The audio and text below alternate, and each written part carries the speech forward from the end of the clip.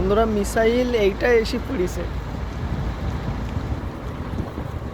এই ট্রাকের উপরে ড্রোন হামলা হয়েছিল।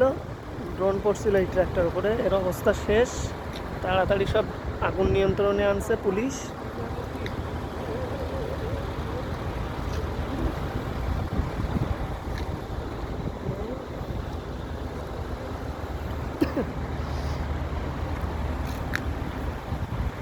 এটার উপরে ড্রোন হামলা হয়েছিল।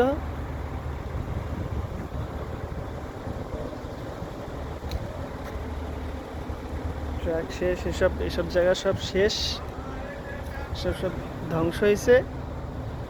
এই যে সব শেষ।